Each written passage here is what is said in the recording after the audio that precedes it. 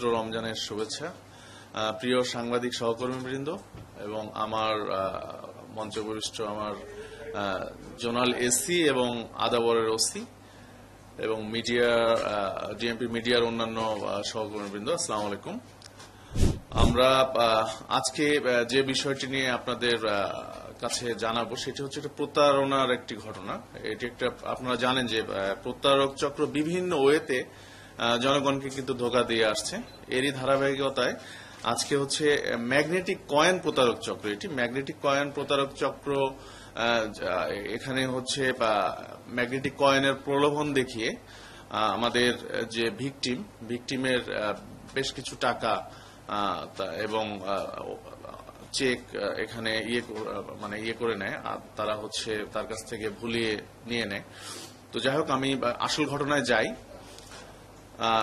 আমাদের যে এই বাদী আজ থেকে কয়েক মাস পূর্বে ওনার সঙ্গে যোগাযোগ করে প্রতারক চক্রের একজন সদস্য, যিনি তার ভাড়াটিয়ার মেয়ে, আমাদের কাছে যতটুকু তথ্য আছে, সে ভাড়াটিয়ার মেয়ে তার সঙ্গে যোগাযোগ করে এবং ম্যাগনেটিক কয়েন সম্পর্কে ওনাকে ধারণা দেয় যে ম্যাগনেটিক কয়েন অনেক দামি একটি জিনিস।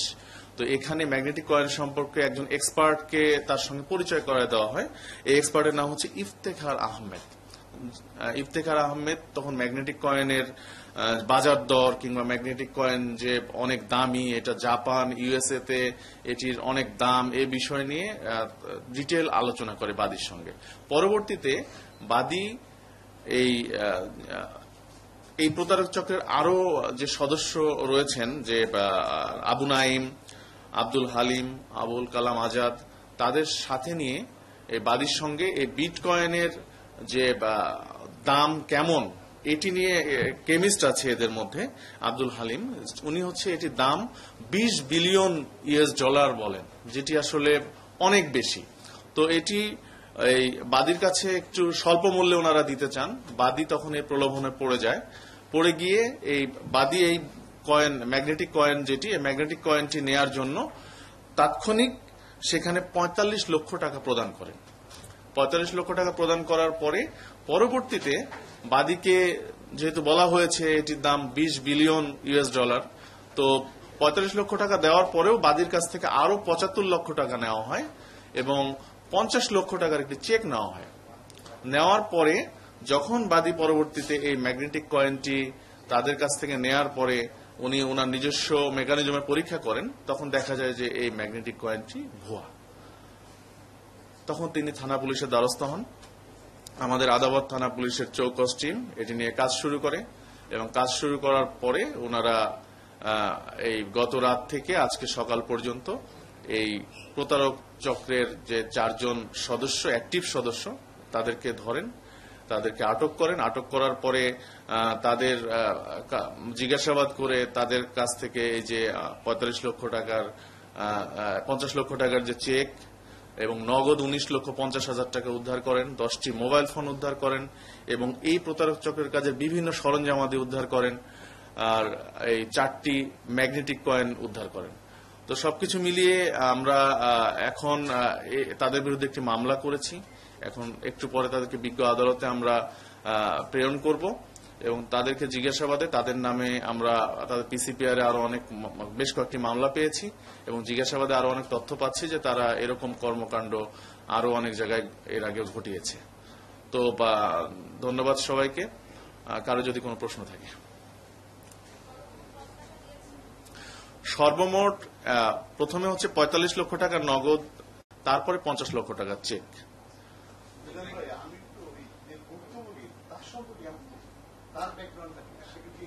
আচ্ছা, ভুক্তভোগী হচ্ছে মিজানুর রহমান।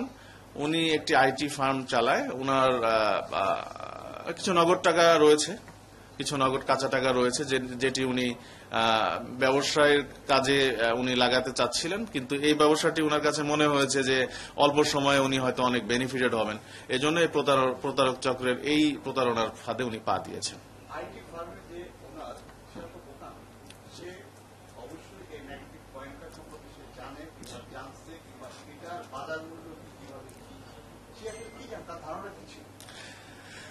আসলে আপনারা জেনে থাকবেন প্রতারক চক্রের যে এই যে সারা দেশেই কিন্তু ছোটখাটো প্রতারণার কাজ ওনারা করে থাকেন, এটা মানুষকে কিন্তু হিপনোটাইজ করে ফেলে তাৎক্ষণিক।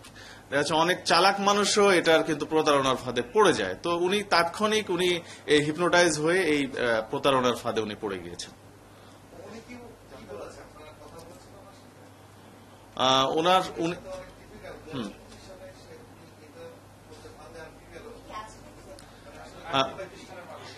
ওনার সঙ্গে আপনারা পরবর্তীতে আপনার কথা বলতে পারেন। যতটুকু জিজ্ঞাসাবাদ করেছি তাতে উনি ওনাদের কথায় মানে বিশ্বাস করেই আসলে এই প্রতারণার ফাঁদে পা দিয়েছেন। উনি এখানে নাই, উনি এখানে আপাতত নাই। না, ম্যাগনেটিক কয়েন লেনদেন করা অপরাধের চেয়ে বড় কথা হলো যে এটিকে যে দাম, সে দামের চেয়ে বেশি দামের কথা বলে সেটি কম দামে বিক্রি করাটাই আসলে এই বিক্রি করে কাউকে ভিক্টিমাইজ করাটাই হচ্ছে এখানে অপরাধ। হ্যাঁ,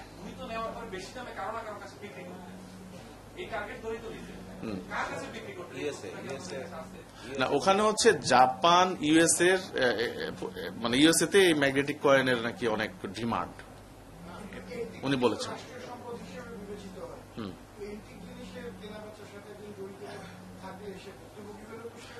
না, আমরা পরবর্তীতে খতিয়ে দেখবো, যেহেতু এটি ভুয়া এন্টিক জিনিসটি যদি এন্টিক হতো তাহলে আমরা হয়তো ওই লাইনে আগাতো। এটা ভুয়া, ম্যাগনেটিক কয়েনটা তো ভুয়া, এটা রিয়েল না।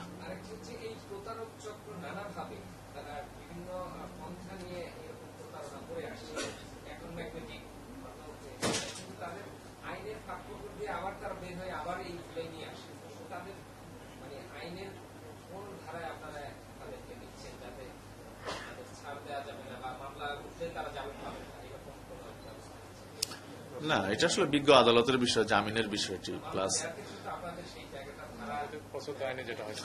আমরা তো আসলে প্রচলিত আইন মেনেই কাজ করি। পুলিশের তদন্ত করবে, বিচার বিভাগের কাজ করবে। আমাদের পক্ষে চেষ্টা থাকে তার জন্য জামিন না হয়, এই বিষয়টি আমাদের পুলিশের পক্ষ থেকে আমরা করে থাকি।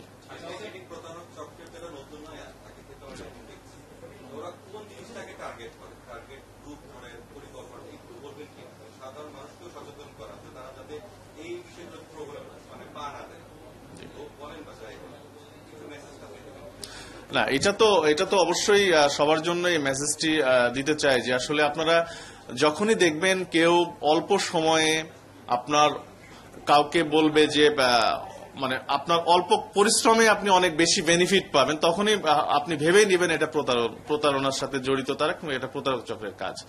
কারণ একটা যে কোনো জিনিস একটা সিস্টেম আসতে, কিন্তু ওনারা অল্প সময় আপনাকে অনেক বেশি লাভের আশা দেখাবে। ঠিক আছে, তো এটিতে ফাঁদে অনেক সময় অনেকে অবচেতন মনেই অনেকে পা দিয়ে ফেলে। তো এটি যেন সাধারণ জনগণ না দেয়, এটি আমাদের পুলিশের পক্ষ থেকে সাধারণ জনগণের প্রতি আর কি এটা আহ্বান। জি, না এখানে চারজনের নাম হচ্ছে ইফতেখার আহমেদ, আবু নাইম মোহাম্মদ ফাইজানুল হক ওরফে ডক্টর নাইম, এবং মোহাম্মদ আব্দুল হালিম তালুকদার কুরাইশি এবং আবুল কালাম আজাদ। হ্যাঁ, দুইজনের নামে আমরা পেয়েছি। দুইজন